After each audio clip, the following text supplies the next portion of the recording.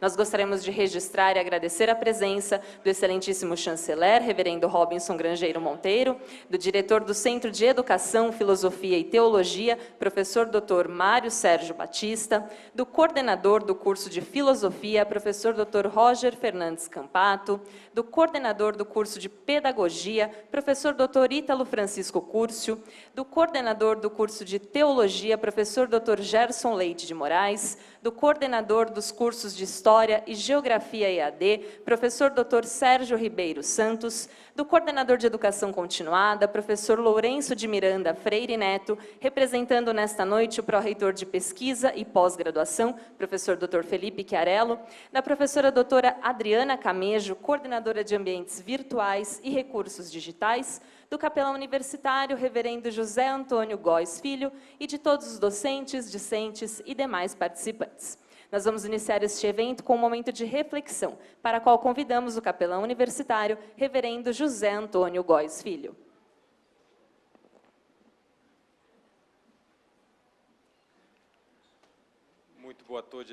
Muito boa noite a todos presentes aqui. Uma alegria poder participar com vocês desse momento significativo, nesse início de trajetória de vocês, alunos, e na continuidade do trabalho dos docentes dessa casa. Gostaria de refletir com os irmãos e irmãs, colegas, amigos e amigas, sobre o texto do Evangelho de Lucas, capítulo 9, os versículos de número 18 a 20. Lucas, capítulo 9, versículos 18 a 20. Assim nos diz a palavra do nosso Deus. Estando ele orando à parte, achavam-se presentes os discípulos, a quem perguntou: quem dizem as multidões que sou eu?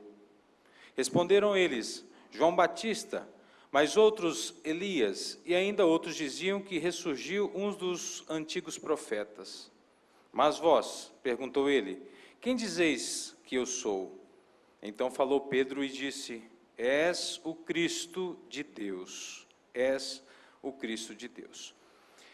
Bem, esta é uma passagem bastante significativa, principalmente para o relato do evangelista Lucas, que, de alguma maneira, traz a centralidade da sua mensagem nesses versículos.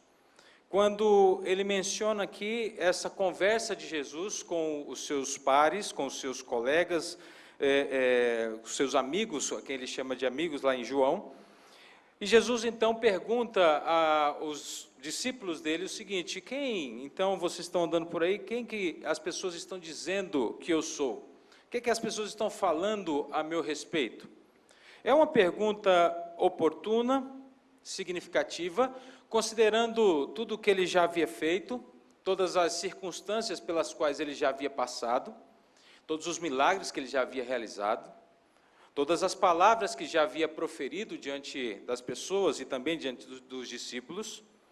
Tal pergunta se fazia oportuna também porque não somente Jesus faz esse questionamento aos seus discípulos, como também o próprio rei Herodes já havia perguntado acerca dele. A fama de Jesus era grande, percorria toda a Galileia, toda a região ali, por onde ele havia passado, de tal maneira que o próprio Herodes disse assim: então, quem é esse aí que eu tanto tenho ouvido falar? Quem é essa pessoa? Uma pergunta pertinente, não somente para que Jesus aferisse sobre o que as pessoas estavam pensando dele, mas o maior significado que nós percebemos nessa conversa dele com seus discípulos, não é simplesmente saber o que as pessoas estavam entendendo acerca dele, do seu ministério, mas quando ele pergunta de uma maneira um pouco mais objetiva e particular: mas e vós? Quem dizeis que eu sou? E vós? As pessoas tinham uma concepção acerca de Jesus. As pessoas tinham uma ideia sobre Jesus. Elas falavam quem ele poderia ser. Eles tinham uma perspectiva acerca de Jesus de acordo com as suas próprias convicções. E por isso alguns diziam que era João Batista, que havia voltado dos mortos. Outros diziam que era Elias. Outros ainda diziam, não, talvez não seja nem João Batista e nem Elias, mas algum dos profetas antigos, provavelmente aí se referindo a Jeremias. O fato é que as pessoas tinham uma concepção equivocada acerca de Jesus. E por isso a pergunta dele, ela é afunilada. E agora é uma pergunta mais particular para aqueles que andavam com Jesus de uma maneira um pouco mais próxima. Ouviam seus ensinamentos de uma maneira um pouco mais dedicada, mais particular. E da parte de Deus, pela ação do Espírito Santo, haviam já recebido informações suficientes para atestar a veracidade de quem Jesus era. Não era mais com base em mitos ou aspectos religiosos, mas era o que eles estavam entendendo sobre Jesus dentro daquilo que o Espírito Santo mesmo já havia confirmado em seus corações. E por isso a pergunta, que é tão enfática, traz também uma resposta bastante característica e bastante enfática. E Pedro, assumindo ali a sua proeminência entre os demais discípulos, responde, tu és o Cristo de Deus. Tu és o Cristo de Deus. As implicações dessa resposta do apóstolo Pedro são bastante importantes e oportunas para também termos a nossa própria reflexão. O que nós percebemos hoje é que Jesus é concebido de diversas maneiras. Jesus, se você perguntar para as pessoas aí na nossa sociedade, vão trazer, se a gente perguntar quem é Jesus para elas vão trazer para a gente respostas das mais diferentes possíveis, de acordo com a sua própria religião, de acordo com as suas próprias convicções, de acordo com um contexto social geral, enfim, cada um pode trazer uma resposta, dizendo que foi um bom mestre, um profeta antigo, uma pessoa que fundou uma religião. Então, as pessoas têm, a nossa cultura, a nossa sociedade tem respostas para essa pergunta acerca de quem é Jesus. A grande questão para nós não é o que eles dizem, mas o que nós sabemos.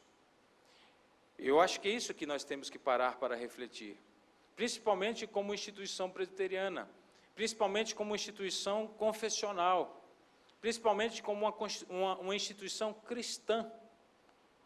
As pessoas ao nosso redor podem ter todas as concepções, ideias possíveis acerca de Jesus, mas e nós, enquanto cristãos, o que respondemos diante dessa pergunta e desse questionamento? Para mim, para você, Jesus pergunta, quem você acha que eu sou? Quem você entende que eu sou? Bem, essa resposta de Pedro também tem que ser a nossa resposta. Não simplesmente no que diz respeito à missão que Jesus veio para cumprir, porque ele já cumpriu e nós sabemos disso. Mas tem a ver também com algumas lições que eu reputo bastante importantes para a nossa reflexão aqui neste momento. Primeira lição é que um cristão autêntico, ele é comprometido somente com a verdade e não com o que dizem as massas, as pessoas, a população de modo geral. Portanto, confessamos que Jesus é o Cristo, o Messias, o Filho de Deus, o Verbo encarnado, o Alfa e o Ômega, aquele por quem ou por intermédio de quem tudo existe. É esse que nós cremos, é nesse que nós cremos e é esse que nós confessamos. Uma segunda lição é que tal confissão também nos leva a um comprometimento com aquele que é confessado. Não é só dizermos, cremos em Cristo como sendo Deus, o Filho de Deus, o Messias, o Redentor, mas é vivermos de acordo com o que Ele nos ensina. E é interessante observarmos que, por exemplo, quando ele está falando com os seus mesmos discípulos, segundo o relato lá de João, capítulo 15, ele fala assim, vocês são meus amigos se fazem o que eu vos mando. Então, o fato de confessarmos a Jesus traz em seu bojo algumas responsabilidades de fazermos o que ele manda e de sermos como ele é, ou fazermos o que ele faria. Portanto, se confessarmos a Cristo, devemos viver conforme os seus preceitos e as suas próprias características. E por fim, terceira lição, Talvez a maior lição desta passagem seja a que efetivamente nos caracteriza, ou seja, que o cristianismo não tem a ver com a concepção que as pessoas têm acerca de Cristo, mas sim, tem a ver com Cristo, como Ele é e como Ele se revela, como Ele se apresenta. Portanto, o que podemos aferir disso e concluir é que não há cristianismo sem Cristo. Não há cristianismo sem Cristo. Se confessarmos a Cristo, temos que viver Cristo, e Cristo deve ser a razão de toda a nossa existência. O desejo mais sincero do meu coração, aquilo que é a minha oração por você na noite desse dia, é que essa mensagem encontre em seu coração um acolhimento, e que você consiga expressar, segundo a direção e a revelação do Espírito Santo de Deus em sua vida, que Cristo, que Jesus é o Cristo, o Filho de Deus, o Verbo encarnado, o nosso Redentor, para a glória do Deus Pai. Amém? Que Deus nos abençoe. Eu gostaria de convidar você, de uma maneira muito gentil, e você não se sinta obrigado a atender o convite, mas aquele que quiser e puder, fique em pé para que oremos juntos nesse momento.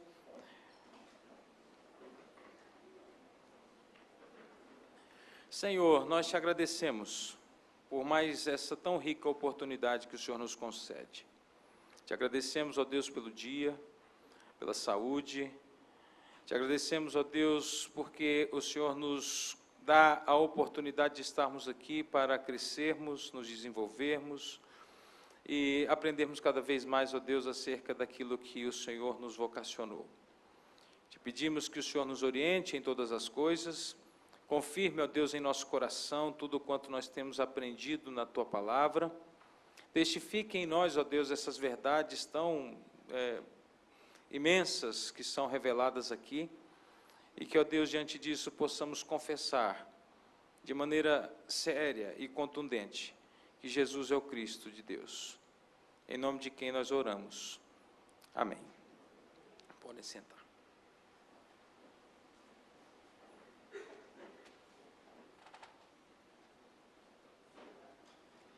Nós gostaríamos de convidar o diretor do Centro de Educação, Filosofia e Teologia, professor Dr. Mário Sérgio Batista, para realizar sua saudação.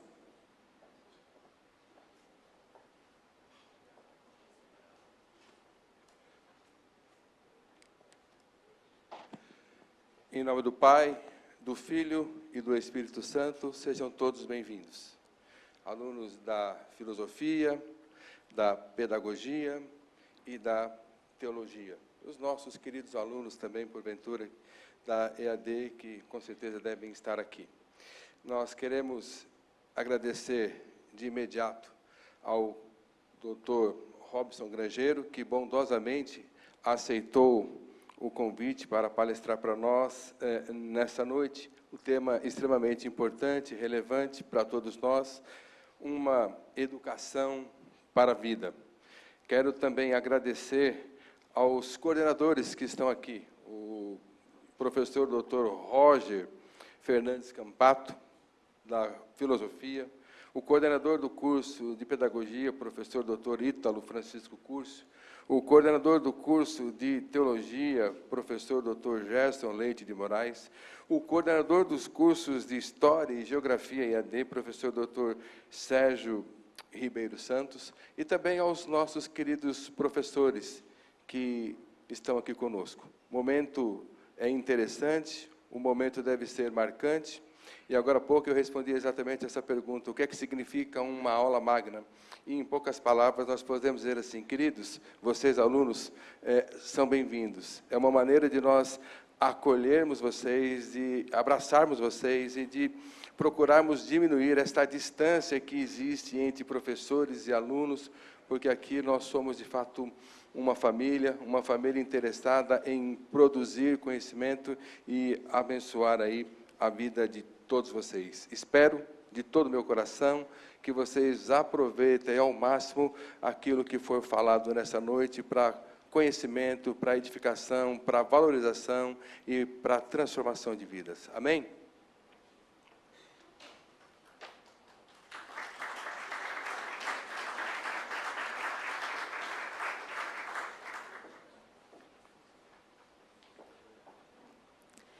Senhoras e senhores, neste momento faremos uma breve apresentação do currículo do palestrante.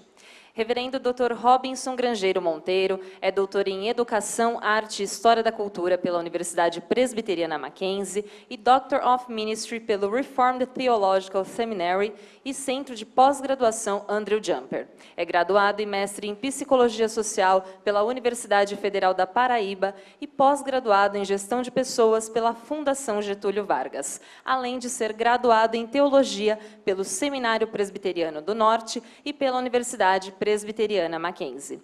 É pastor presbiteriano desde 1987, ministro titular da Igreja Presbiteriana de Tambaú, em João Pessoa, Paraíba, e chanceler do Instituto Presbiteriano Mackenzie. Senhoras e senhores, uma salva de palmas ao chanceler de nossa universidade.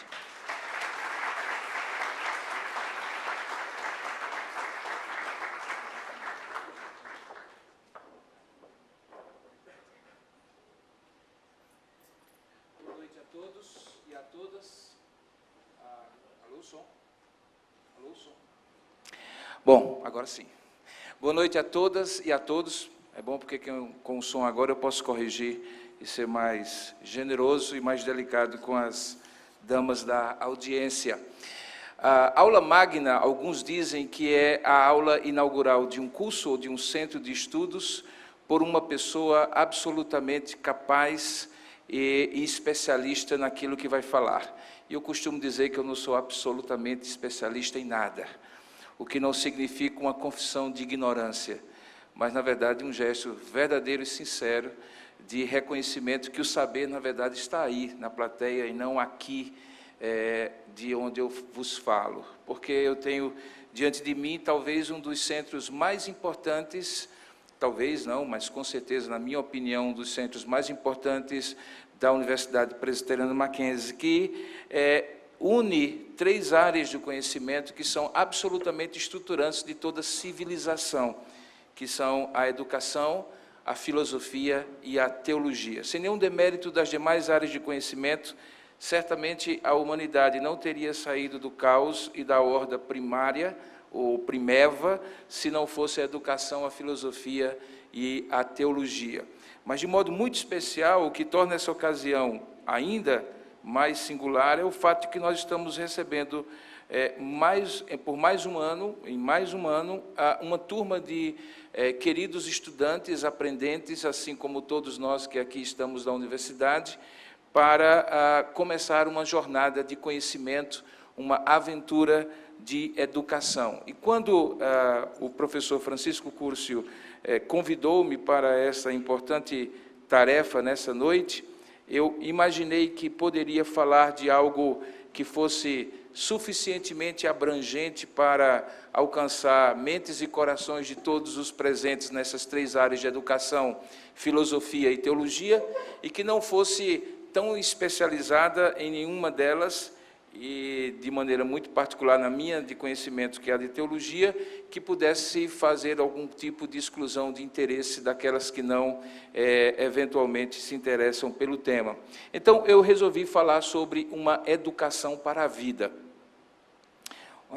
uma abordagem de aprendizagem de valores numa instituição de ensino superior como Mackenzie.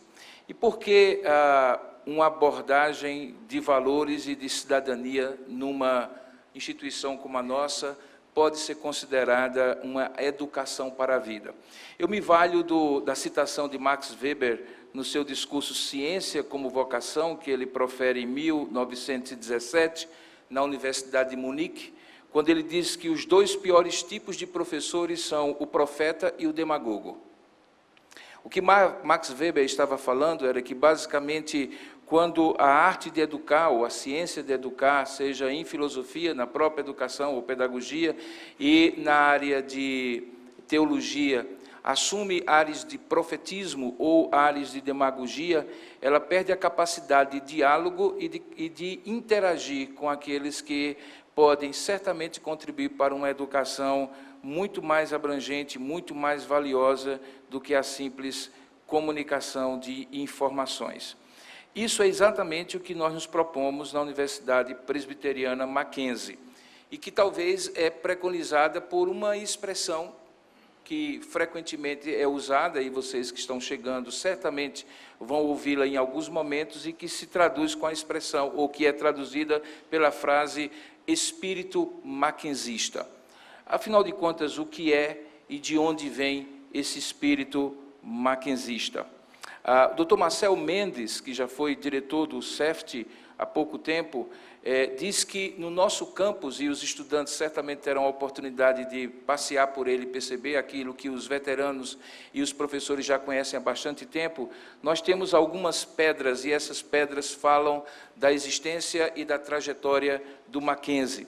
Dr. Marcel Mendes faz uma alusão no livro recém-lançado, que é um compêndio das cartas de princípio do Instituto Presbiteriano Mackenzie, de que há pedras na história que falam por si só daquilo que elas testemunharam.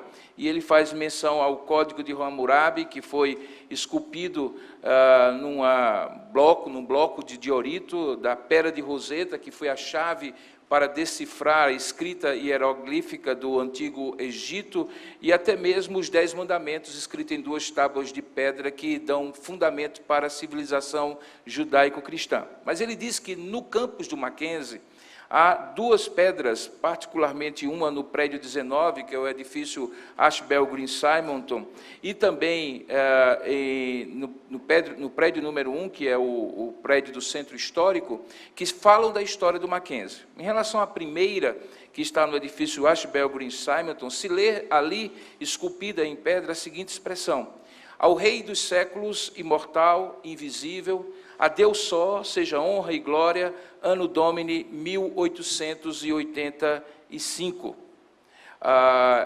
Dr. Marcel Mendes, na sua obra, diz que Nelson Câmara, quando fala sobre John Teron Mackenzie, fala que ali, no dia 23 de maio de 1885, as palavras que foram usadas por Rui Barbosa como uma espécie de fonte de inspiração baseada em Paulo escrevendo a Timóteo, capítulo 1, 17, se tornou, desde aquela época, um protesto contra o materialismo e o agnosticismo da época, e uma afirmativa do nosso objetivo maior do trabalho acadêmico no Mackenzie, que é firmado na revelação de Deus em sua palavra. A segunda pedra, que se encontra no edifício número 1, o edifício histórico do Centro Histórico, diz que ali se lê as ciências divinas e humanas, e, ao fazer isso, preconiza para sempre e estabelece como marco a função e a vocação do Mackenzie, que não é outra senão ensinar e formar e transformar a partir dos seus valores e da sua confissão de fé. De fato, a história do Mackenzie é a história forjada em 150 anos de tradição que nós completamos neste ano, e que comprova o que Ítalo Calvino diz quando fala que a memória conta realmente só se mantiver junto à marca do passado e o projeto do futuro, e se permitir fazer, sem esquecer, aquilo que se pretendia fazer, e tornar-se sem deixar de ser, sem ser, e ser sem deixar de tornar-se. Portanto, nesse sentido, quando nós nos perguntamos o que é esse espírito mackenzista e de onde ele vem, nós entendemos que ele vem de valores que emanaram de uma fé cristã reformada que trouxe os fundadores dessa instituição e colaboradores posteriores para produzir uma educação para a vida. Sim, meus senhores e senhoras, existem educações para a vida, mas existem educações para a morte também. E ao falar sobre isso, é preciso que a gente resgate essa contribuição que o Mackenzie, em 150 anos, tem oferecido à sociedade brasileira, e que passa pela sua identidade como instituição. Identidade essa que se baseia em crenças e valores, que são crenças e valores estruturantes para a nossa instituição. Tudo isso é muitas vezes traduzido, como alguns de vocês haverão de ouvir, com uma palavra chamada confessionalidade, e que, na verdade, é um termo muito mais técnico do que talvez precisasse ser. Tem a ver, sim, com convicções, tem a ver, sim, com valores, tem a ver, sim, com propostas de visão de vida, de mundo, e também de abordagem das questões que nos são propostas com o passar do tempo.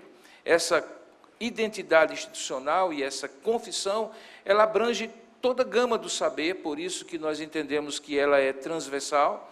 Ela está, desde o início histórico e fundante da instituição, e até os dias de hoje, 150 anos depois, como uma coisa permeante, e ela é transparente porque nós podemos, numa aula magna como essa, por exemplo, falar dela de maneira explícita, sem vergonha, mas também sem nenhuma afronta às convicções diferentes daqueles que participam conosco desta grande Universidade Presbiteriana Mackenzie, como nós temos aqui pessoas que creem diferente e até não creem, e são respeitadas dessa maneira. Isso deve-se ao fato de que, desde o início, o Mackenzie, na sua confessionalidade, nunca se propôs apesar de tê-la como estruturação do seu DNA institucional, ser sinônimo de ser uma catequese religiosa pura e simples. Isso acontece na segunda metade do século XIX, numa época em que o país ainda vivia de maneira incipiente o desenvolvimento social e econômico, mas não educacional, como experimentou nas décadas seguintes. O Mackenzie, então, é um sopro de vigor e de oxigenação na visão da educação daquela época, e basicamente porque ele abre mão, prestem bem atenção, senhoras e senhores, abre mão de ser uma mera instituição catequética para ser uma instituição transformadora desde o seu nascedouro. Portanto, confessionalidade para nós, apesar de estruturar o DNA do Mackenzie, nunca foi e nem poderia ser sinônimo de catequização. Por outro lado, e por causa disso, também não representa perigo algum ao progresso da ciência e do conhecimento humano. Pelo contrário, é justamente porque nós cremos no universo de ordem e na possibilidade de um conhecimento a partir de um ser racional, que é o ser humano, que toda ciência e todo conhecimento da filosofia, a pedagogia, da pedagogia, a teologia, da teologia às ciências exatas, às ciências naturais e de saúde, é por causa disso que nós absolutamente cremos que ciência não somente é possível, mas desejável dentro do mandato divino. Por isso, também, a confessionalidade não pode ser reduzida a tão somente o incentivo ao bom comportamento ético que deveria ser para todos, aqueles que creem e aqueles que não creem como nós. Mas também não pode ser resumida a uma ética social nas esferas interpessoais ou interinstitucionais, é algo muito mais transformador, daí porque nós a chamamos de educação para a vida. E qual é a nossa intenção com essa educação para a vida? É que todos possam reconhecer o Mackenzie como uma instituição que, sendo confessional, presbiteriana e filantrópica, dedique-se às ciências divinas e humanas, como diz lá na pera do edifício número 1, e que tenha compromisso com as demandas próprias da sociedade, com as responsabilidades socioambientais, com a excelência dos seus processos de acadêmicos e de gestão. Essa contribuição é o que nos faz encarnar uma missão.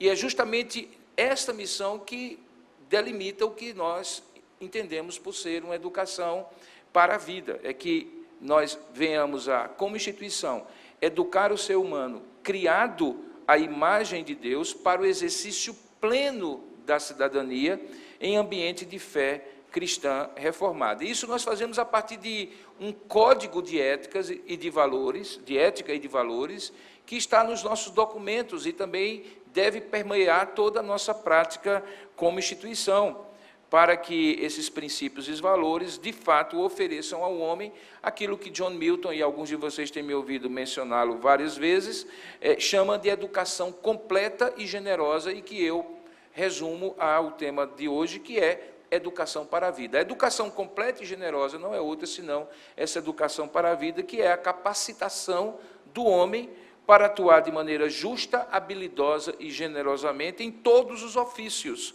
tanto privados como públicos, em tempos de paz e também em tempos de guerra.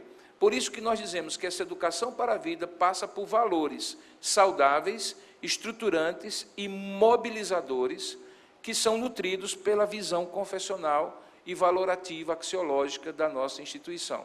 E se há um centro de estudos no nosso instituto, na nossa universidade, que permite que esse tipo de reflexão seja feita, é justamente o Centro de Filosofia, de Educação e de Teologia, pelos campos de conhecimento que ele, obviamente, menciona.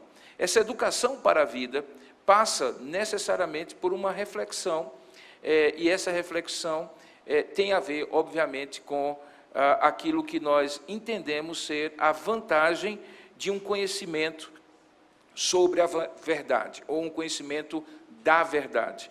E essa importância e vantagem de um conhecimento completo da verdade passa, obviamente, pelos meios e pelos métodos de aprendizagem e de ensino próprios da filosofia, da teologia e da pedagogia.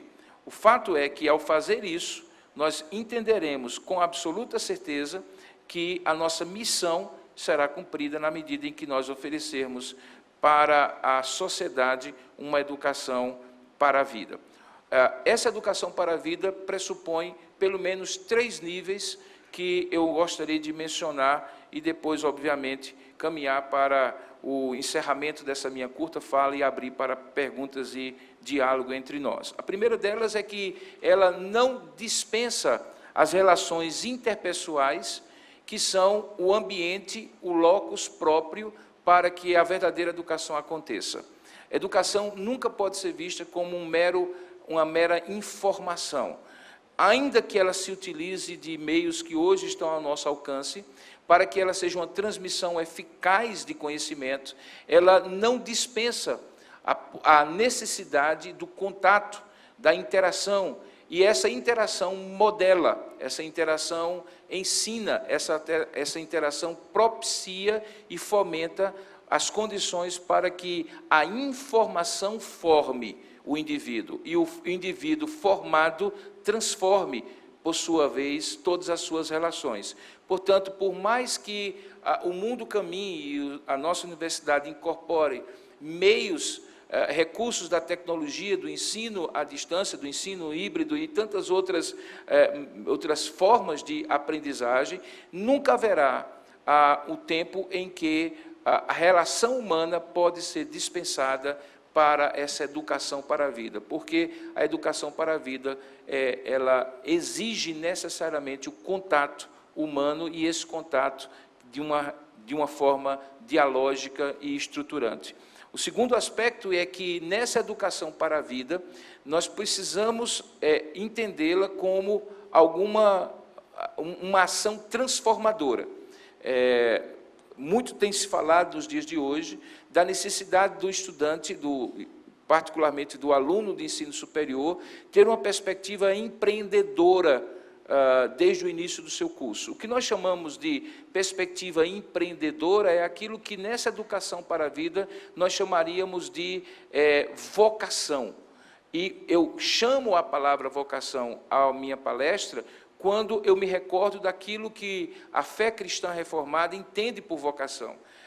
Saindo de uma época medieval, de um dicotomismo em que as coisas sagradas não tinham diálogo com as coisas seculares e, portanto, vocação estava no âmbito do sagrado, os reformadores do século XVI resgatam, e particularmente Calvino, a ideia de que vocação é um chamado de Deus para este homem feito à sua imagem e semelhança em qualquer área de atuação e da educação e da atuação dele na sociedade. Portanto, vocacionados são pedagogos, vocacionados são filósofos, são engenheiros, são advogados e tantas outras áreas de conhecimento e de função social, porque todos eles têm a possibilidade de cumprir um propósito original e singular que o Criador lhes deu competência, dons e capacidades e oportunidades para tal.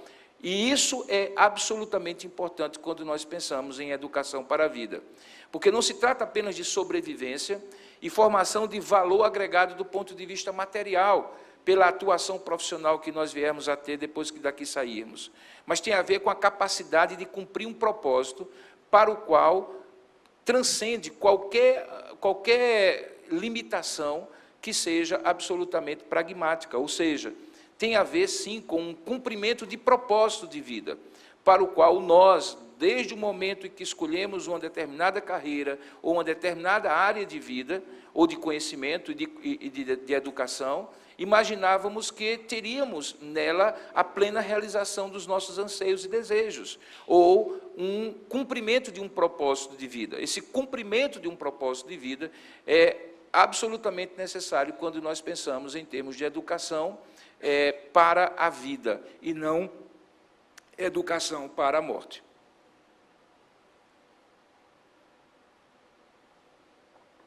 Se você retira esse conceito e esse propósito maior da educação, ela se torna simplesmente um atendimento às demandas circunstanciais de um mercado que deseja ter pessoas capacitadas para determinadas funções de sobrevivência e de produção de riqueza.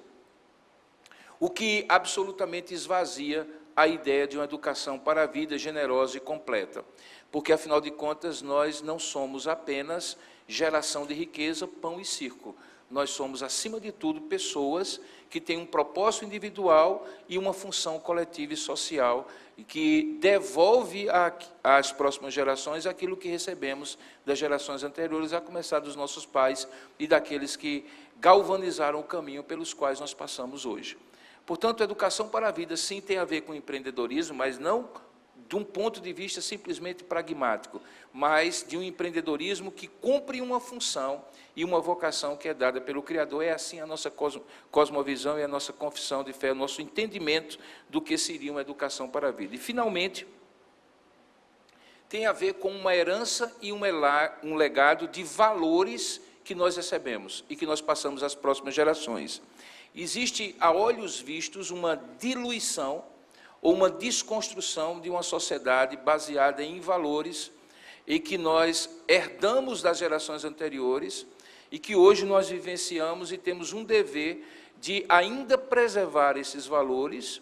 E eu não falo de valores necessariamente acoplados a determinados comportamentos sociais, mas a valores que estruturaram a civilização e que tem a ver com aqueles valores que o Mackenzie entende serem importantes e que estão na nossa base axiológica, na nossa base de valores, que tem a ver, por exemplo, quando nós dizemos que esses valores e esses princípios nos levam à cooperação, espírito de equipe, responsabilidade, justiça, verdade, igualdade de oportunidade, busca de consenso, participação e voluntariado, serviço ao próximo, coisas que, se não tivessem acontecido antes de nós não estaríamos aqui para contar essa história. E que existe uma certa obrigação ética para que, quando nós saiamos daqui, nós saiamos preservando alguns desses valores e os entregando às próximas gerações, sem as quais eles também não terão razão de ser, nem de funcionar como sociedade. E, se isso não ocorrer, certamente nós voltaremos àquela situação inicial de completa desordem e caos na sociedade, como nós encontramos há séculos e milênios atrás. Percebam, portanto, que essas três realidades, elas, de alguma forma, dizem a que nós viemos como instituição. Nós falamos dos nossos princípios fundantes, das pedras que marcaram a nossa fundação e a nossa trajetória, e propomos para vocês que estão começando os cursos do Centro de Educação, Filosofia e Teologia, que esses valores sejam internalizados e que essa visão de mundo seja internalizada como uma educação para a vida, uma aprendizagem de valores e de cidadania para o ensino superior, sem os quais o curso será extremamente útil para vocês ganharem, eventualmente, projeção social e algum dinheiro, mas será absolutamente inútil como contribuição transversal e histórica para as próximas gerações. É por isso que, necessariamente, a instituição presbiteriana Mackenzie deseja ser essa instituição cuja contribuição seja de uma educação para a vida. E, para isso, nós contamos com professores que são muito mais do que profetas e muito mais do que demagogos. São educadores que formam pessoas. Porque se há algo que marca a existência do Mackenzie, é a possibilidade de você entrar aqui e sair ainda melhor como pessoa. E é esse o nosso desejo, o nosso compromisso, a nossa missão e a nossa vocação.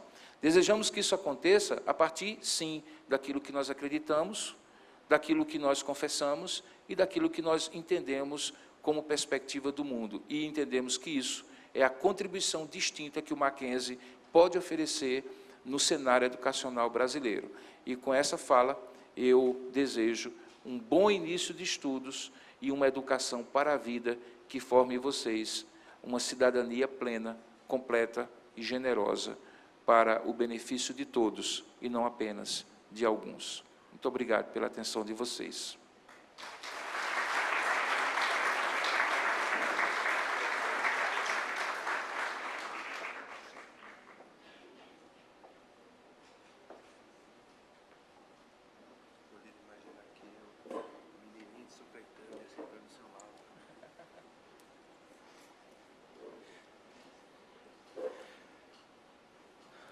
Mais uma vez, boa noite a todos.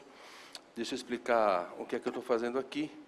Se eu não vou ler nenhuma pergunta, porque a pergunta será feita pelo microfone. A minha presença aqui é para dar o apoio ao reverendo Dr. Robson Grangeiro e também para estimular a audiência a fazer as perguntas. Tudo bem? Então, nós temos o pessoal de apoio já com o microfone na mão. Eu peço que, por gentileza, você levante o seu braço, né, e se identifique na hora que você for fazer aí a sua pergunta. E sinta-se extremamente, muito à vontade para fazer pergunta, porque esse é o momento, essa é a hora. Tudo bem? Vamos lá?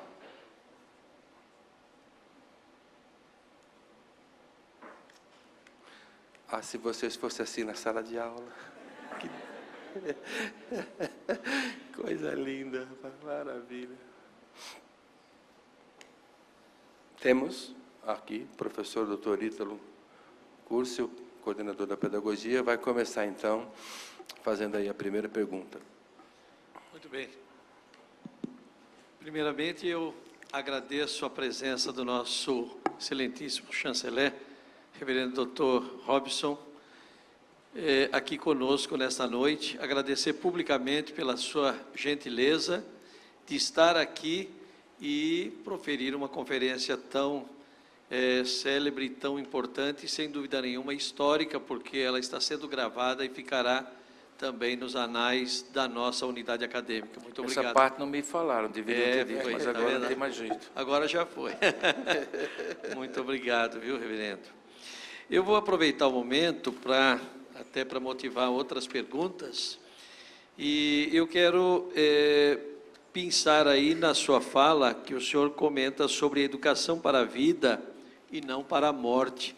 Uma frase muito marcante e tocante nesse momento, sobretudo na realidade contemporânea que nós estamos vivenciando, não é? Tantas coisas que estão ocorrendo nas mais diferentes áreas da sociedade. E eu gostaria que o senhor pudesse compartilhar um pouco conosco, em função da sua experiência, a leitura que o senhor faz, a avaliação que o senhor faz acerca do papel da universidade na formação profissional de seus alunos. O senhor considera que ela é apenas uma instituição formadora de técnicos ou também é uma instituição educadora, formação de cidadãos? Bom, primeiramente eu que agradeço a oportunidade de falar um pouco para os estudantes e também para o corpo docente que está aqui presente, professor. Na verdade, antes de falar especificamente o que o senhor me pergunta, eu gostaria de qualificar melhor a frase. Quando eu falo de educação para a vida e não para a morte, eu considero que toda educação que despersonaliza e desumaniza as pessoas e as relações, ela é educação para a morte. E uma das educações para a morte que nós encontramos é quando as pessoas são formadas ou educadas ou informadas, para ser mais exato, apenas para a produção, seja ela de tecnologia, de bens ou de qualquer outra coisa, que possa ser pragmaticamente materializada, quantificada, metrificada. Obviamente que existe na nossa cosmovisão uma necessidade de interação desse ser humano feito à imagem e semelhança de Deus com a natureza em vias de produção, em forma de produção. E essa produção, em alguns momentos, sim, tem materialidade, tem concretude, mas o ser humano não se resume a isso. Portanto, a educação para a vida, uma educação generosa e completa, ela pode até formar técnicos, mas não como um fim em si mesmo. Ela pode até formar capacitações tecnológicas, mas não como um fim em si mesmo. E é justamente essa desumanização que tem caracterizado muitas propostas de educação para a morte. E, obviamente, que isso inclui processos de exclusão, processos de discriminação, processos de desumanização daquele que é feito à imagem e semelhança de Deus. Portanto, quando nós imaginamos a Universidade Mackenzie formando técnicos, seja em qual área que for, com as tecnologias próprias de suas áreas de conhecimento, nós nunca imaginamos como um fim em si mesmo, mas como um meio pelo qual esse ser humano ele se humanize cada vez mais, e se humanizando cada vez mais, ele se pareça cada vez mais com o projeto original do Criador, quando o fez à imagem e semelhança de Deus. Obviamente que na nossa cosmovisão cristã, isso também passa por um processo de restauração dessa imagem e semelhança de Deus no ser humano, que é o componente da espiritualidade, que é a ação da redenção, e que nós acreditamos que ela perpassa, que ela é permeante, que ela é transversal e que ela tem momentos e significados diferentes para cada indivíduo,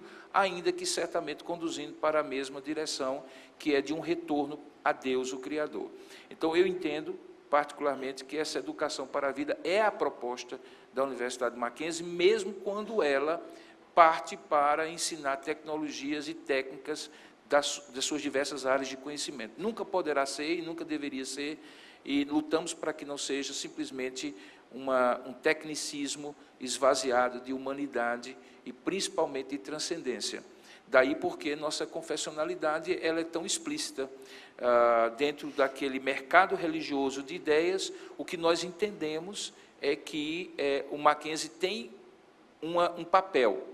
E eu costumo dizer, e particularmente trago uma palavra para os professores, quando alguém pergunta assim, é livre a iniciativa de pesquisa no Mackenzie, quando ela tem, digamos assim, quando a instituição tem uma fundamentação, um fundamento confessional, e eu digo sim. Pelo contrário, é justamente aí que é livre.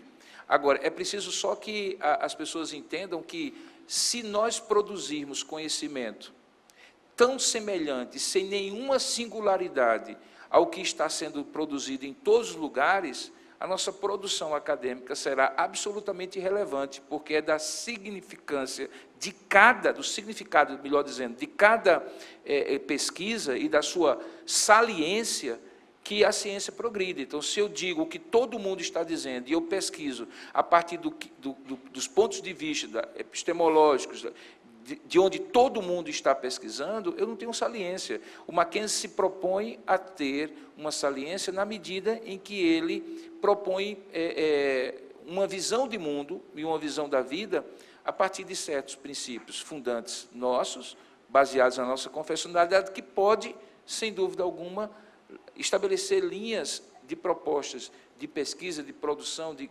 geração de conhecimento diferenciadores.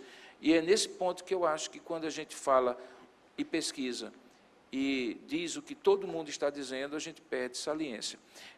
E nesse ponto também há um processo de despersonalização, porque é um movimento de massa, é um movimento de empobrecimento da reflexão acadêmica. Mas isso dentro, obviamente, de uma liberdade de pesquisa que todos na universidade têm. Ok, nós já temos aqui um segundo inscrito, o professor Paulo Roberto. Na verdade, a gente tem que deixar os alunos, né, que estão entrando fazer a pergunta, não nós aqui. Mas só para também incentivar os alunos que estão chegando, professor Robson, parabéns aí pela sua fala, gostei muito. Eu estava aqui me lembrando de um conceito, na verdade, que é cunhado, que é o cerne, que é um dos cernes do pensamento de Lutero, que é de um verbo em alemão que é anruf, que significa chamar, né? Ser chamado. Então, me parece que na sua fala, e dentro dessa cosmovisão, claro, que a nossa cosmovisão aqui tem os seus fundamentos no João Calvino, porém estava ali tentando lembrar um pouco também chamando aqui a atenção do Lutero, quando estava falando dessa questão que a nossa universidade, ela não tem a preocupação de simplesmente formar técnicos para ter um conhecimento prático ou simplesmente de uso, porque a gente tem visto que isso tem levado justamente uma crise no humano. Se a gente for ver, a nossa era é uma era da crise do humano, ou muitos falam do fim do humano. E então, quando a gente está falando desse chamado, dentro dessa base, agora luterana, do Anrufung, quer dizer, quando o Lutero está falando, eu estou sendo chamado por Deus para poder professar uma fé, eu professo isso através daquilo que eu fui chamado. Se eu fui chamado para ser, como eu aqui, se eu fui chamado para ser pesquisador, educador, muitos me falam, poxa, você sempre faz pergunta, né? É lógico, eu fui chamado para isso. Né? Então, eu estou aqui justamente para poder perguntar, questionar, mas aí que eu gostaria de chamar, quando você fala no conceito de vida. E aí, eu estava pensando, professor Robson, é obviamente que esse conceito de vida está dentro de uma cosmovisão cristã. Mas, como que esse conceito de vida, em termos que se dá, que se concretiza por meio da universidade, e a universidade, como universo, ela se dá dentro das diferenças, como que esse conceito de vida, de base cristã, ela vai, ao mesmo tempo, dialogar e confrontar com outras concepções de vida. Ou seja, como que a nossa universidade, que tem essa identidade, tá bom? Ela precisa dialogar com as diferenças. Okay. Como se dá com isso? Antes de Lutero, foi Cristo quem fez o Anruf. Claro. Né? Foi Cristo que fez o Anruf, né? Antes mesmo de Lutero. E aí eu faço o link com o que o capelão falou antes da minha palavra. Porque quando ele termina a sua devocional, sua reflexão, ele diz que é impossível o cristianismo sem Cristo. Então, do nosso ponto de vista, Cristo não é apenas um modelo. Ele é o homem perfeito e o Deus perfeito que se tornou homem. Consequentemente... Se tornou carne, né? Isso. Consequentemente, ele é aquele verbo que se fez carne e habitou entre nós. E como diz o evangelista João, vimos a sua glória e era uma glória como a glória do unigênito Filho de Deus. Para nós, portanto, quando nós pensamos como universidade que tem suas convicções confessionais e sua cosmovisão pode dialogar com a diferença, nós olhamos para Cristo. E diz assim, como foi que Cristo fez isso? Para nós, ele é o modelo. Então, vamos pensar aqui. A instituição cristã, ela é impossível sem Cristo. A educação para a vida, que foi a expressão que eu usei, ela é impossível se ela ficar destituída de Cristo, se ela for apenas um componente religioso. Por isso que eu, particularmente, desde que assumi a chancelaria, tenho preferido dizer de maneira bastante sincera e autêntica que aquilo que se falava, e que é verdade, se chama confessionalidade, para nós é Cristo. Para nós, confessionalidade é aquilo que Cristo é e que está descrito nos evangelhos. Então, quando a gente pensa nas relações humanas de Cristo, você vai ver que ele nunca teve problema com os diferentes.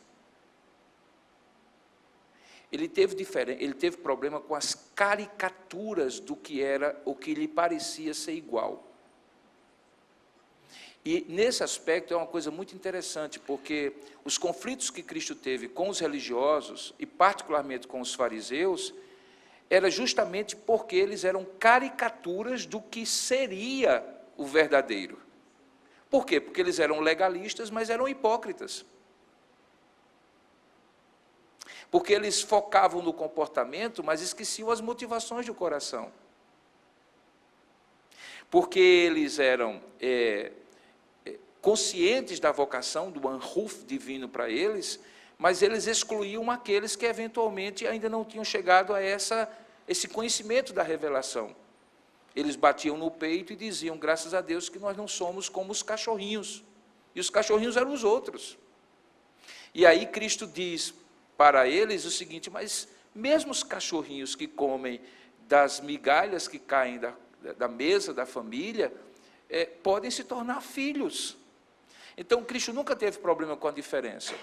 E eu não acredito que a Universidade Presbiteriana Mackenzie deveria ter problema com os diferentes. Porque as convicções, elas nos permitem justamente conviver com o diferente.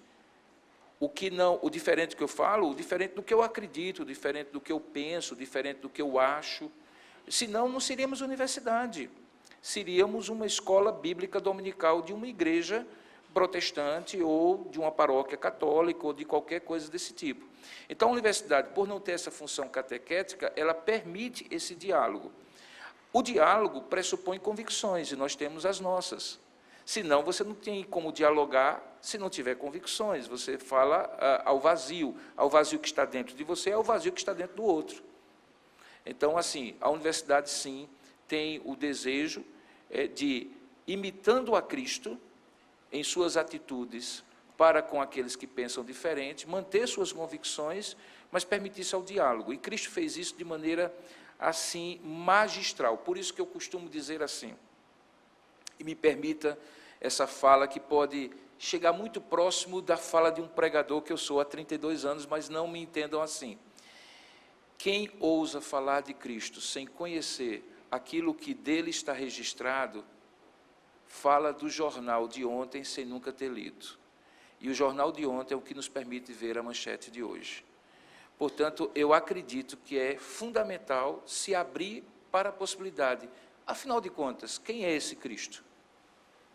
E como é que ele agiria no meu lugar? E como é que ele ensinaria no meu lugar?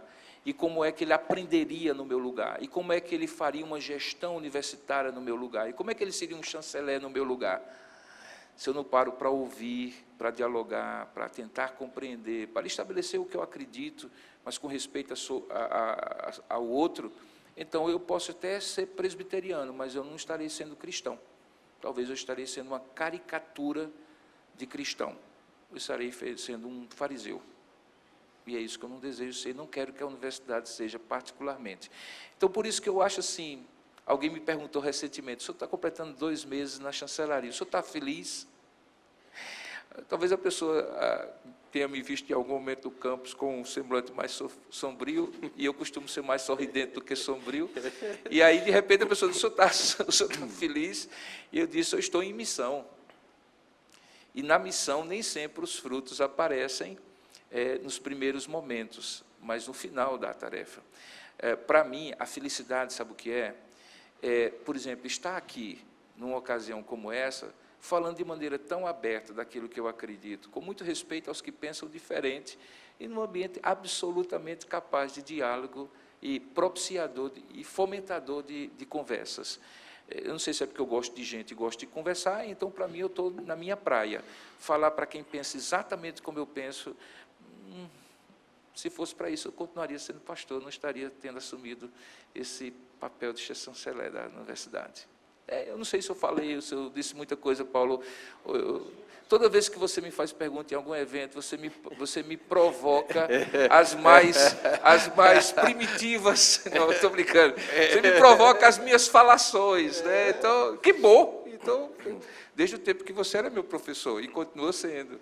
O professor Paulo foi um dos meus professores no programa de Educação, Arte e História da Cultura. Já que o momento é de revelação, ele foi meu professor de Introdução à Sociologia no ano 2000. Não fica dando data, senão não descobre a idade dele. Bom, vamos lá, nós temos mais um inscrito ali, do meu lado esquerdo, o professor Dr. Gerson de Moraes.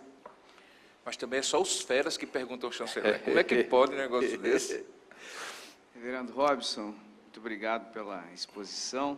Prazer estar aqui, Gerson. Nós estamos aqui representados, né, como uma comunidade, a comunidade do CEFT, são alunos, são professores, pessoal do administrativo, e aproveitando a ocasião, nós sabemos de todas as nossas lutas diárias, das dificuldades que enfrentamos, dos objetivos que nós temos. Então, seria, nesse momento, bastante interessante ouvi-lo a respeito da relação, né, que nós podemos esperar como Centro de Educação, Filosofia e Teologia, da relação que a gente pode esperar que nós teremos com a chancelaria. Então, se eu pudesse nos falar a respeito, isso com certeza vai trazer para nós, né, conforto, consolo e, né, novas esperanças. Professor Gerson, eu sou meio suspeito para falar, porque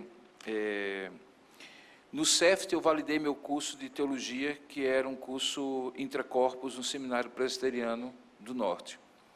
No CEFT eu tive a oportunidade de conhecer alguns dos primeiros professores que eu conheci aqui no Mackenzie. E no CEFT eu tenho alguns dos melhores colegas de ministério aqui, que militam também na universidade. E, de alguma forma, eu sou teólogo. Se o CEFT tivesse trazido o curso de psicologia para dentro dele, em algum momento da sua história, aí é que eu estaria na minha praia mesmo, por conta da minha dupla formação de teologia e psicologia. Porém...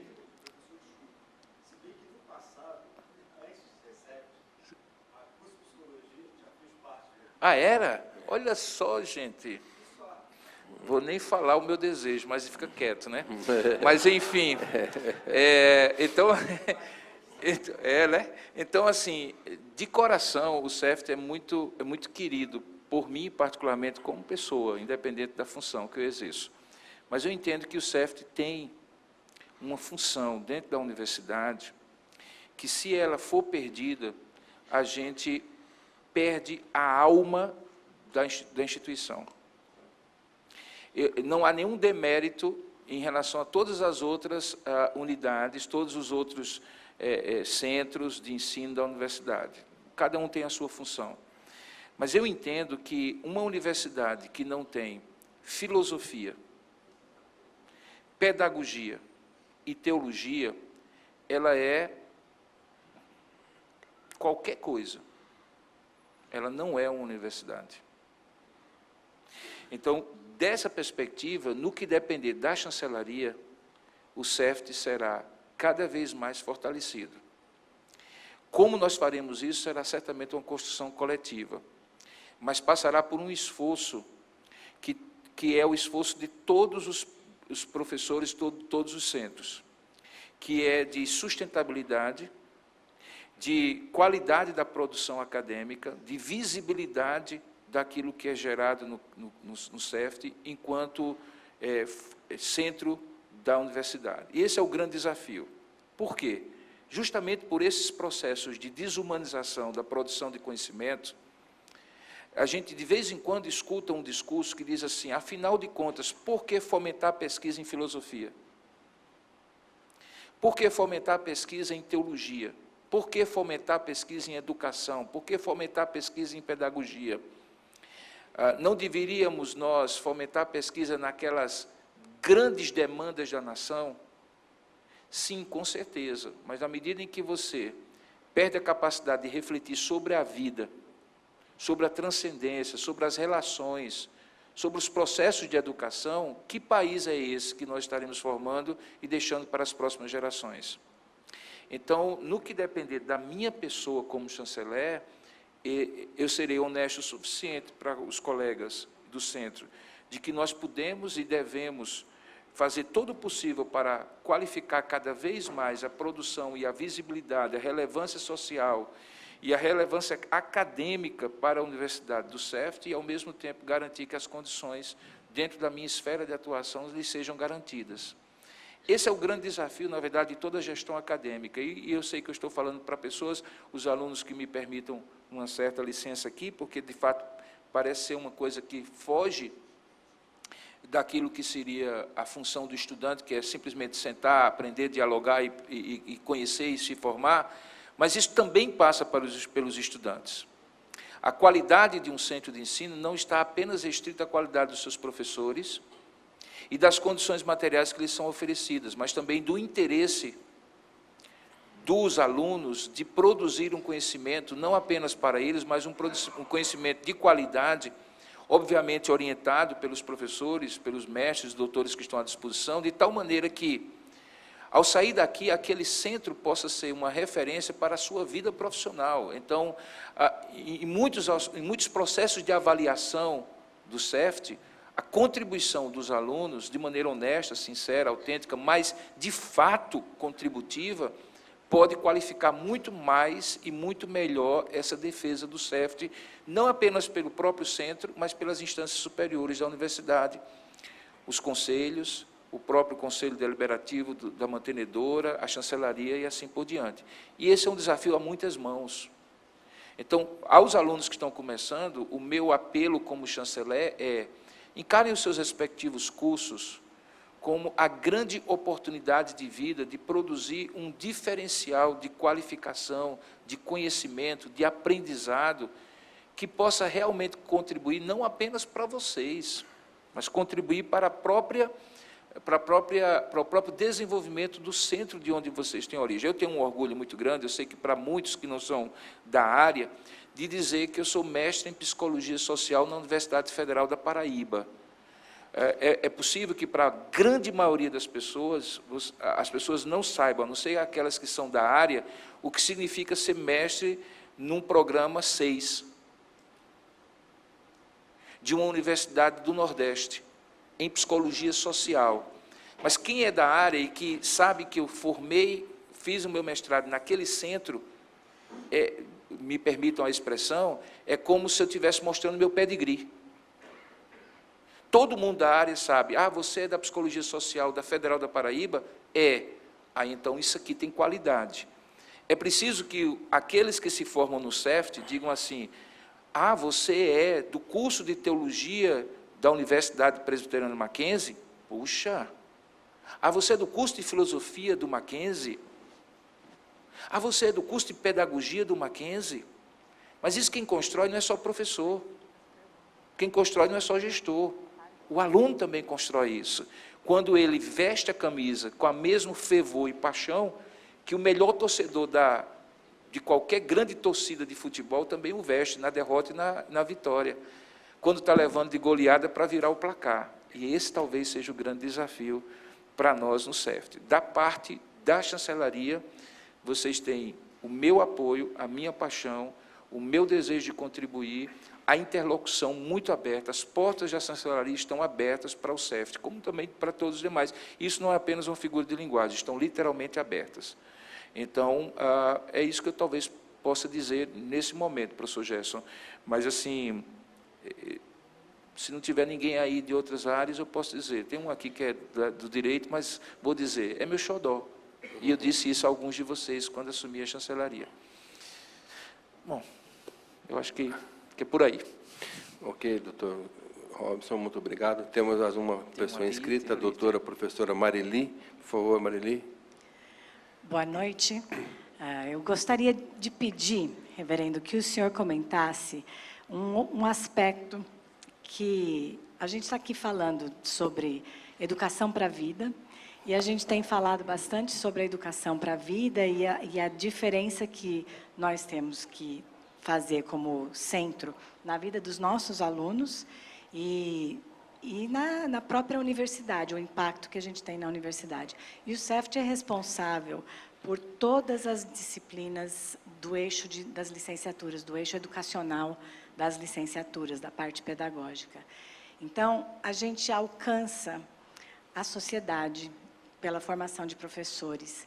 E essa questão da educação para a vida, especialmente nos tempos que temos vivido agora com a automutilação, com o suicídio, com a angústia que os nossos jovens e as nossas crianças têm sentido, o quanto nós temos de responsabilidade, como alunos, inclusive, sendo formados como professores para a nossa sociedade. Comentasse. Eu não costumo esconder minhas emoções, né? Alguém me conhece, diz que quando olha para o meu rosto, sabe que... E eu fico muito emocionado com a sua pergunta, professora. Primeiro porque você me proibiu de chamar a senhora de senhora, né? Então, você foi minha orientadora do doutorado, e eu agradeço muito essa pergunta, e quero homenageá-la diante da plateia aqui pela sua imensa generosidade e contribuição para o meu programa, para a minha graduação, pós-graduação em teologia.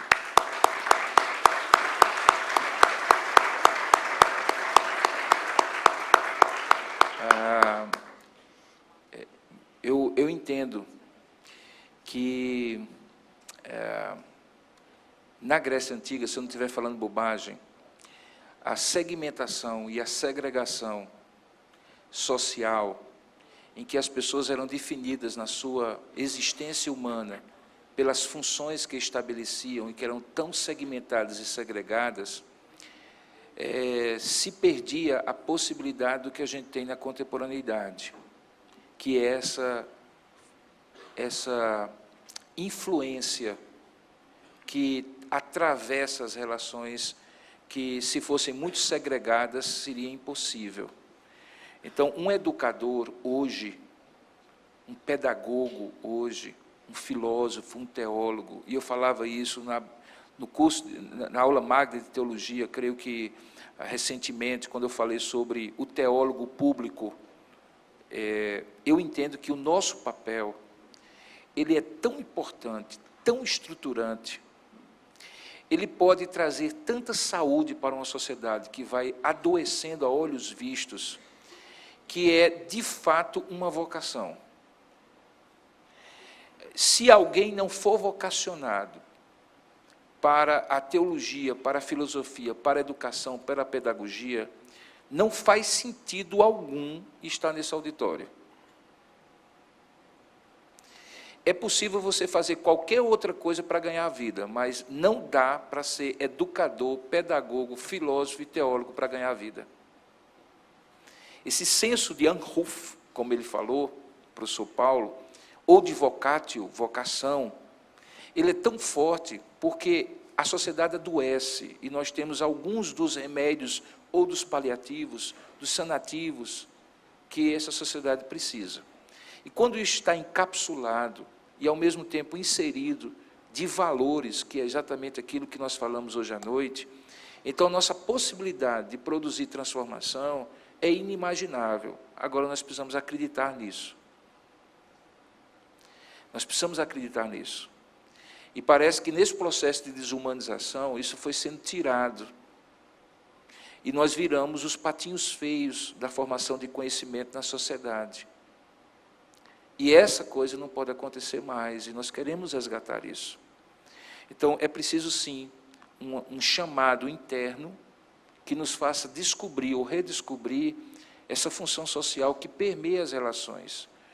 Eu não quero chegar a lugares comuns de dizer que ninguém conseguiu ser o que é se não fosse um educador, porque isso parece tão óbvio, mas é justamente aquilo que Darcy Ribeiro costumava dizer, que o óbvio, às vezes, é tão óbvio que precisa ser repetido. Então, de fato, é óbvio. Então, eu acredito muito nessa educação para a vida, mas ele passa por um processo de redescoberta, de reconstrução de identidade e de reconstrução de vocação. E, nesse ponto, eu falo particularmente aos pedagogos, os alunos que estão começando a pedagogia. Existe um clamor hoje, no Brasil, por uma educação de qualidade. O que existe, no entanto, é um desvalor daqueles que são absolutamente fundamentais nessa educação de qualidade, que são os educadores, os pedagogos. Então, assim, nós gostaríamos muito de que o curso de pedagogia, particularmente da Universidade Presbiteriana Mackenzie, fosse conhecido como uma ilha de excelência.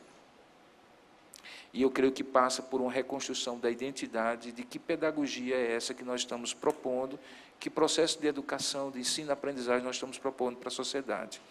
Então, ao mesmo tempo que eu agradeço a sua pergunta e eu homenageio, eu também me sinto desafiado a contribuir com isso.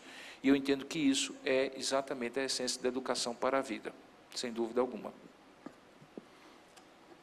Obrigado. Temos aqui agora a participação de uma aluna ali do meu lado direito, por favor.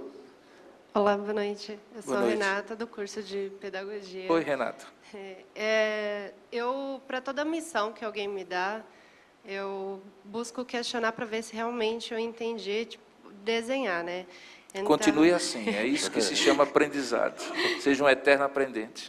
E uma das coisas assim que eu compreendi que a pedagogia será como um espelho para mim, como na arquitetura, né? Que ela amplia o ambiente quando tem a incidência da luz, que a luz será Deus, né? Jesus.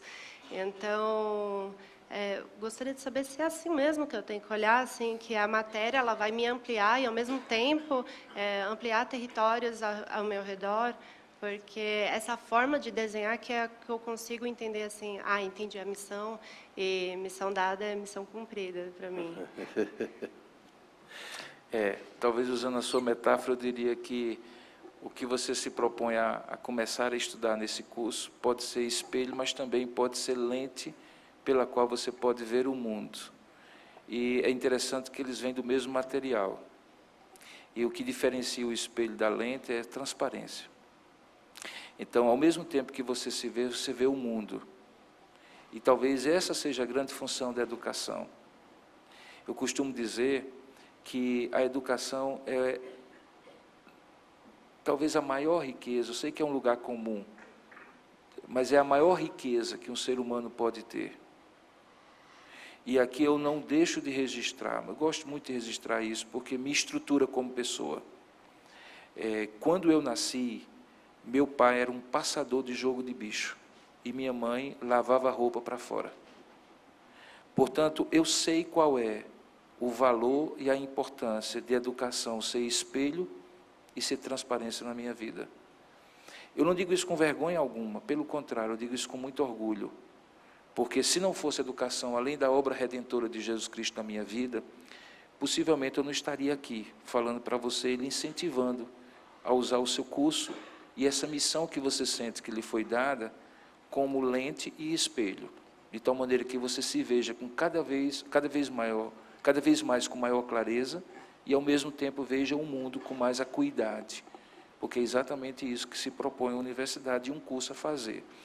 Obviamente que nessa lente é preciso que haja limpeza, de vez em quando. Eu tirei meu óculos porque está sujo, eu não estou conseguindo ver direito, porque eu devo ter passado a mão sobre ele. Em alguns momentos a gente precisa limpar, faz parte do processo educacional. Seja bem-vinda e, particularmente, que Deus a abençoe muito nesse curso e também aos seus colegas. Nós nos encontramos na graduação e no caminho também, tá certo? Mas é isso mesmo. Desculpa. Temos aqui agora a participação de um aluno da Teologia. Boa noite.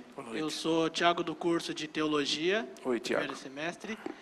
E ouvindo todos os professores falando e tudo que o chanceler disse, eu queria perguntar sobre o espírito mackenzista que você falou, porque de tudo que foi falado, eu vi que tem uma preocupação muito grande do estudante não ser só mais uma pessoa que vai exercer uma função, mas dele ter um papel na sociedade, dele se destacar como um indivíduo singular. E isso está intrínseco com o espírito mackenzista, ou que você poderia mais falar sobre isso? Eu poderia falar muita coisa, mas assim, quando eu era criança, tinha um desenho animado, um gibi, que era o espírito que anda na floresta, era o fantasma. Alguns que são mais tempo aqui sabem disso. Era um sujeito meio esquisito, que chamava o espírito que anda na floresta, né? O pessoal que riu é porque sabe que existiu esse gibi na época. Então, muita gente fala do espírito mackenzista como se fosse um fantasma, o espírito que anda no campus. Alguma coisa meio etérea, alguma coisa. Que danada é isso, afinal de contas? Esse espírito mackenzista, ele tem sim raízes muito confessionais, porque ele surgiu assim, mas ele tem a ver também com valores e transformação social que transcende, em muitos aspectos, uma confessionalidade pessoal. Ele fica impregnado na medida em que a gente compreende isso como uma vocação da instituição, mas também uma vocação de cada pessoa que entra nessa instituição, e que a gente chama, e que diz assim, uma vez mackenzista, para sempre mackenzista. Existem hoje estudos que mostram, estudos de mercado, né, que mostram que, e eu já falei isso uma vez para uma pessoa, e a pessoa não entendeu muito bem, me deu uma bronca, disse assim, há pessoas que têm formação em outras instituições, extremamente qualificadas, e que estão conosco já há algum tempo, e quando elas vão para congresso ou qualquer outros lugares, e aí quando elas precisam se identificar, elas dizem assim, eu sou do Mackenzie. Mas eu nunca vi um mackenzista que é do Mackenzie, mesmo quando não está no Mackenzie, negar que é mackenzista. Pelo menos até agora eu não conheci nenhum.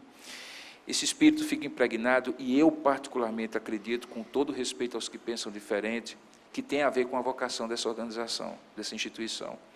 E nesse ponto eu presto uma homenagem a um casal que começou tudo isso, que é o casal Chamberlain. Eu gosto sempre de chamar a atenção sobre isso.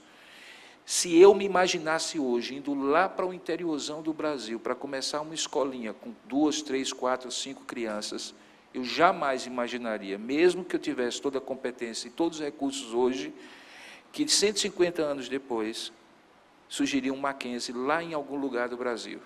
Eu fico imaginando o que foi que aconteceu quando, 150 anos atrás, um casal com menos recursos do que se tem hoje, começou isso e deu no que deu.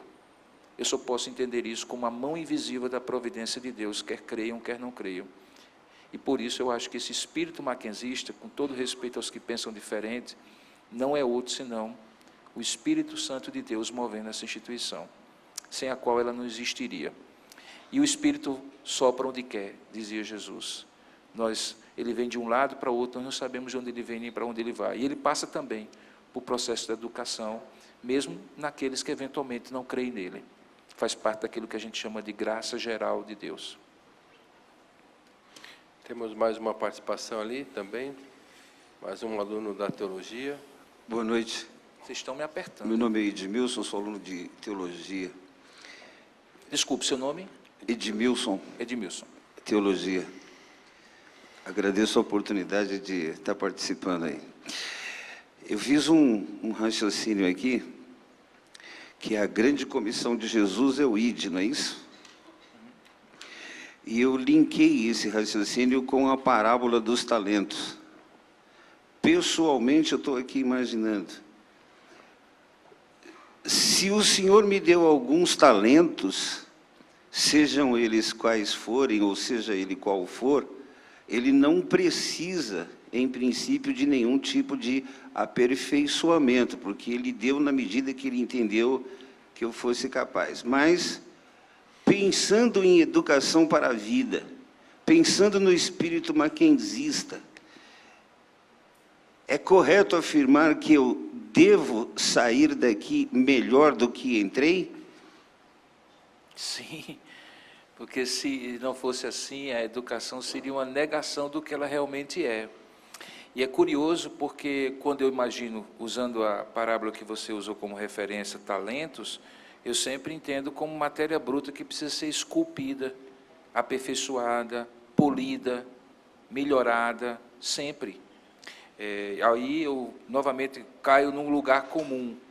Deus não nos dá plantas prontas, Deus nos dá sementes.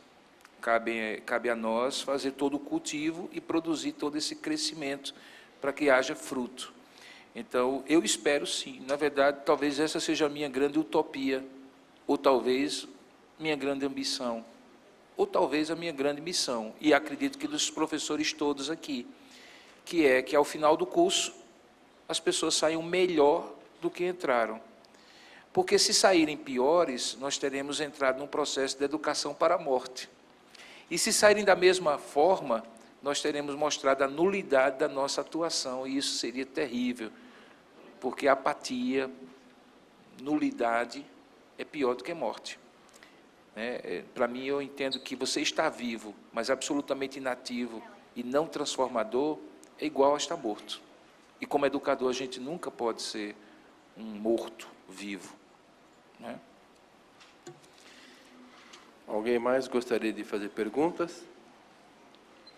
Ok, aqui na ponta esquerda. Eu descobri uma coisa hoje à noite.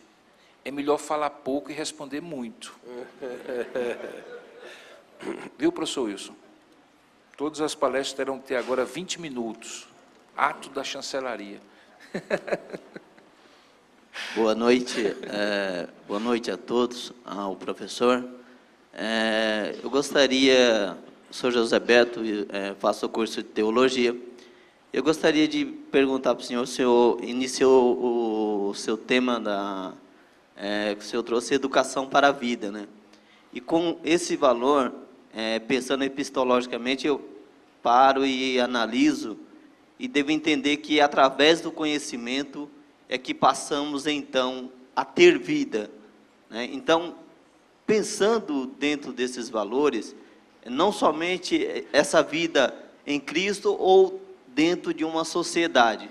Então, para isso, para que eu possa ter a vida dentro de uma concretude, é através de eu absorver conhecimento, que aí eu posso vislumbrar esta vida de uma forma melhor.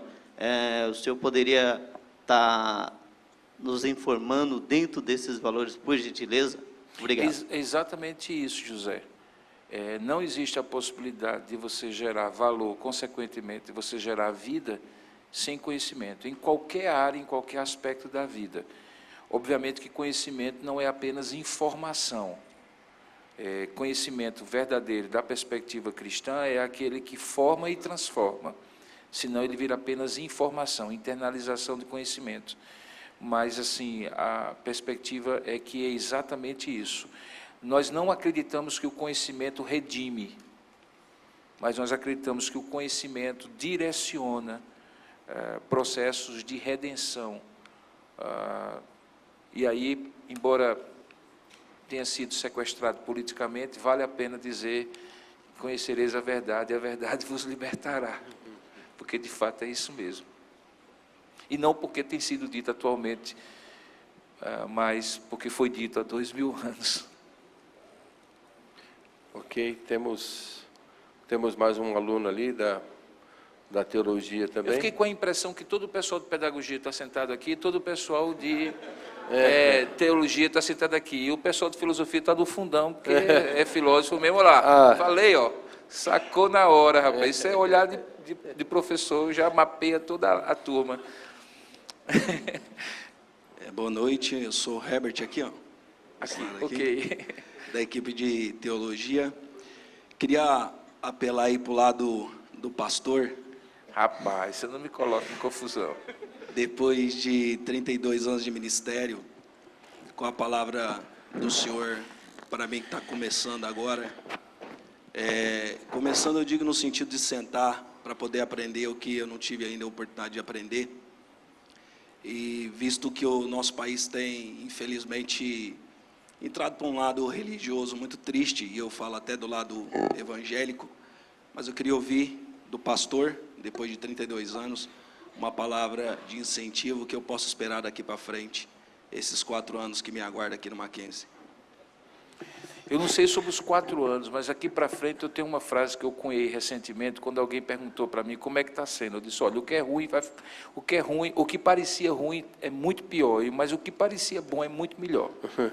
Então eu costumo dizer assim, que o que está ruim talvez piore bastante para o futuro, em termos de vida, sociedade e tudo mais, mas também há coisas boas que podem melhorar bastante, isso de modo geral. Mas nos 4 anos que você tem aqui à frente, eu recomendaria o seguinte: leia tudo o que você tiver à frente e mais um pouco, mas não se torne um depositário de conhecimento, porque conhecimento que não se afere no diálogo, na conversa, no confronto, se torna apenas repetição de dogmas.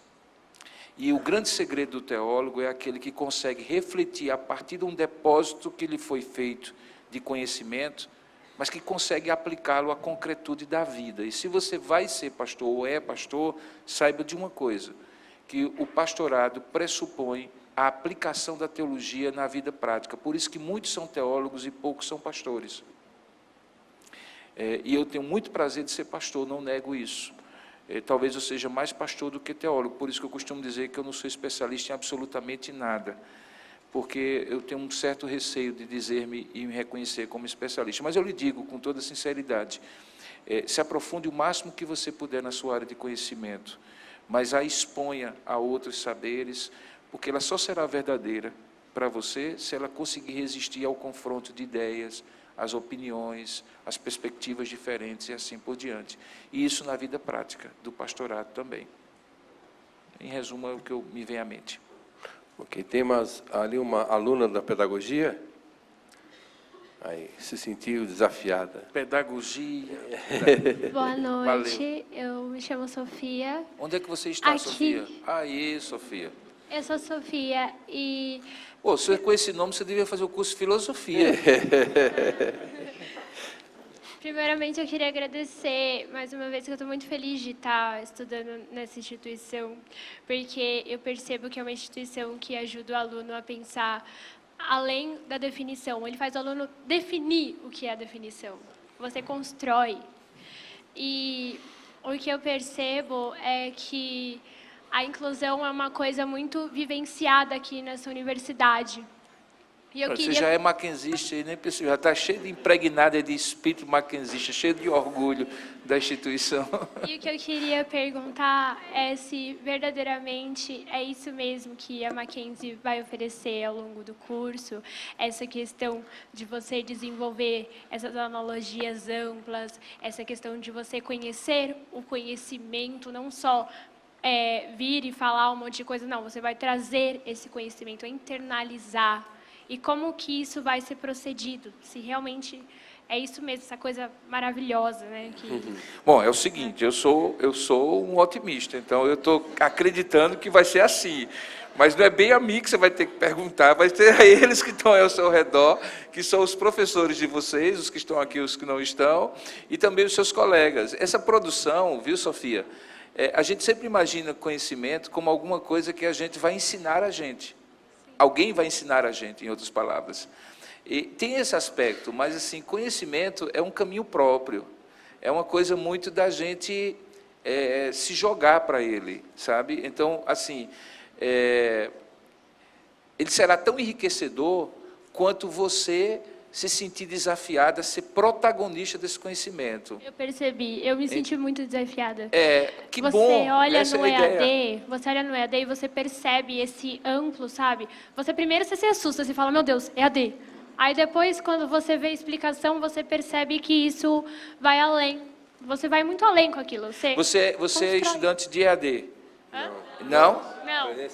Presencial. Ah, ok, porque tem as aulas online. Exato. Porque se você fosse de EAD, eu diria para você que você também poderia aproveitar as relações presenciais para enriquecer cada vez mais. Mas basicamente é isso mesmo, Sofia. A ideia é que você seja protagonista do seu conhecimento.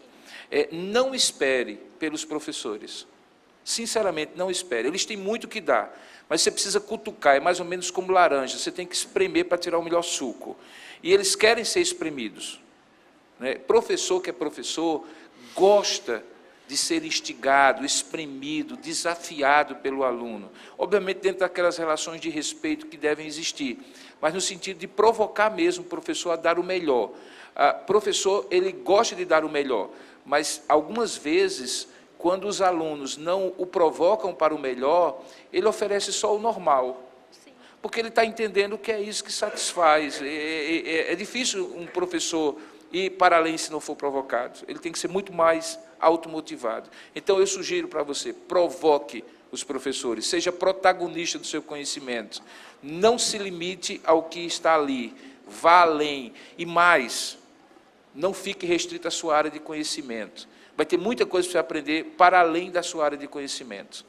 Obrigada. Tá?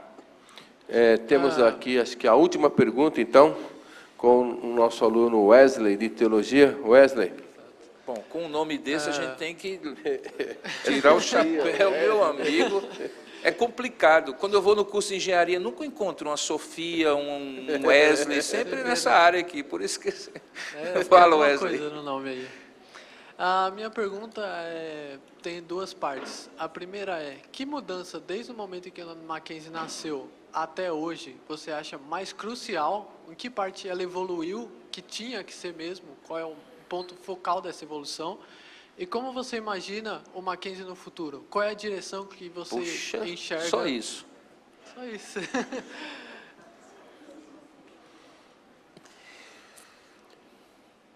Eu acho que a coisa mais importante do Mackenzie foi o processo histórico pelo qual ele, em alguns momentos, precisou resgatar algumas das coisas que eram fundamentais para ele. E, ao mesmo tempo, fazer isso no meio de processos históricos muito desafiadores. No primeiro capítulo da minha tese de doutorado, eu falo sobre a evolução histórica do Mackenzie, da perspectiva, num corte que eu faço, num recorte que eu faço, da confessionalidade.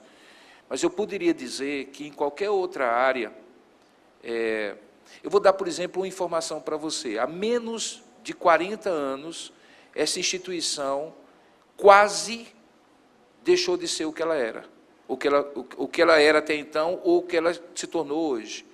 Ou seja, em 40 anos atrás, essa instituição esteve próxima de deixar de ser, por conta de processos históricos que depois a gente poderia conversar mais. Aí, quando eu penso que numa geração de 40 anos, essa instituição, que poderia deixar de ser, de repente se tornou o que ela é, eu só posso ver que foi uma coisa significativa. Né? A gente está completando 150 anos, não da universidade, mas do Mackenzie como modo geral, e são poucas instituições nesse país que têm essa idade, mas mais do que isso, que têm essa idade e essa importância para a sociedade. Então, isso é bom que se fale. Eu acho que nós temos desafios tremendos pela frente. Um deles é da incorporação de novas tecnologias, que é um desafio para todas as instituições de ensino. O ensino vai se tornar cada vez mais híbrido, e nós já experimentamos isso. Isso vai ser um redesenho do papel do educador, vai ser um redesenho dos processos de aprendizagem de ensino, e vai ser alguma coisa que vai exigir agilidade. E se tem alguma coisa que a gente é desafiado aqui no Mackenzie, é no sentido de dar agilidade aos processos. Talvez isso seja um dos nossos calcanhares de Aquiles. Então, sendo bastante franco com você, esse vai ser talvez um grande desafio para o Mackenzie na frente. Mas também tem a ver com a gente sair daquela perspectiva, daquilo que a instituição oferece em formas da tradição dos cursos, que nós temos fortemente. Então, nós temos faculdades aqui que são tradicionais há várias décadas. E, ao mesmo tempo, existe uma necessidade da sociedade, como as pessoas falam, eu não quero cair no lugar comum, de novas profissões, mas não é novas profissões apenas, é de novas atuações mesmo nas profissões tradicionais. Recentemente, antes de ontem, a Folha de São Paulo tinha duas folhas inteiras falando sobre o impacto da inteligência artificial numa área, por exemplo, como a área do direito. Talvez o professor Lourenço poderia falar muito bem sobre isso, porque hoje já existem programas que não apenas ajudam advogados a fazer o seu processo, mas até mesmo hoje assessoram juízes a dar as suas sentenças. Então, veja, se a gente pensar assim, em termos de pedagogia, filosofia e teologia, que impacto novas tecnologias terão sobre isso? A gente está diante de um mundo absolutamente desconhecido, ou que a gente começa a perceber. O grande desafio é que isso não nos despersonalize, nem nos desumanize, mas seja incorporado com equilíbrio. Talvez esse seja o grande desafio dos próximos anos do Mackenzie. Além disso, a educação, de um modo geral, está mudando no mundo todo. Então, por exemplo, nós temos hoje competidores dentro desse segmento que já nasceram. É mais ou menos como eu tentar digitar no meu teclado do celular com a mesma agilidade dos meus filhos que já nasceram digitais. Então, assim, o Mackenzie nasceu há 150 anos. Ele era analógico e ele precisa se tornar digital para fazer essa metáfora. Mas existem instituições hoje que já estão nascendo digitais. E num processo que, inclusive, hoje, descaracteriza cada vez mais, por exemplo, a necessidade de diplomação. O que é um desafio para vocês também. Porque a gente sempre pensa em educação superior como vou chegar a uma graduação e receber um diploma que diz quem eu sou. O mundo hoje, infelizmente, está dizendo assim, não, eu não quero saber quem você é, eu quero saber o que você é capaz de fazer. E, muitas vezes, isso é um processo que passa por despersonalização, desumanizações, mas também por redesenhos de tipo de formação que eu preciso ter. Então, eu sei que é muita coisa pela frente para quem está começando uma graduação como vocês, mas é preciso ter essa perspectiva, porque isso já impacta na graduação, já desde o início. E esse é um desafio para uma área de ciências humanas como a de vocês. Porque se eu falasse esse mesmo discurso, que essa mesma resposta, para uma área de ciências e tecnologia, talvez fizesse mais sentido, no sentido de que está muito mais à pele. E a gente, às vezes, pensa que porque está em ciências humanas, isso é um mundo completamente alheio a nós, e não é. Tanto é que os advogados que pensavam que estariam imunes ao impacto da tecnologia, hoje estão completamente impactados pela inteligência artificial, por exemplo. Eu só espero que, antes de eu me aposentar como pastor, não inventem um pregador virtual que me substitua na igreja, porque aí eu estarei em maus lençóis. Mas, basicamente, é isso. Muito obrigado pela resposta. Eu fiquei muito confortável. Eu queria dizer que é muito reconfortante ouvir isso e saber que você está atento a tudo isso, sabe? Eu vim de uma... Eu trabalho com tecnologia. Ixi, então, olha só, eu falando entendo bobagem aqui para você. exatamente o que você disse, e eu fico muito feliz de você ter colocado isso para a gente. É bastante importante para todo mundo. Tamo, como diz o pessoal, estamos juntos. Queridos, então eu quero agradecer mais uma vez ao professor Dr. Robson Grangeiro pela palestra, pela disposição em responder pacientemente a todas as perguntas. Quero também agradecer a todos vocês, de verdade, muito, muito, muito obrigado. E o que eu vou falar agora, eu tenho certeza que eu não corro nenhum risco, tá? Nenhum risco mesmo. Vocês, alunos da filosofia, da pedagogia e da teologia, podem procurar os professores. Podem procurar os professores, conversar com eles. Eu tenho certeza que todos eles estão prontos, abertos para dialogarem com vocês, para conversarem com vocês, para orientarem vocês. A mesma fala eu também replico aqui para os nossos coordenadores de curso. Todos eles estão prontos, abertos, podem ir lá na sala, procurar, visitar, conversar, procurar entender um pouco mais. E, é claro, se alguém quiser também aparecer lá no prédio 16, onde a gente trabalha, para tomar um cafezinho, para conhecer um pouco mais da história, também todos estão convidados, viu? Deus abençoe o retorno de cada um de vocês para os seus lares, e que amanhã, né, estejamos aí todos com o desejo, com o furor pedagógico, a flor da pele, para aprender novos conceitos, novas verdades, novas realidades, tá bom? Um abraço a todos.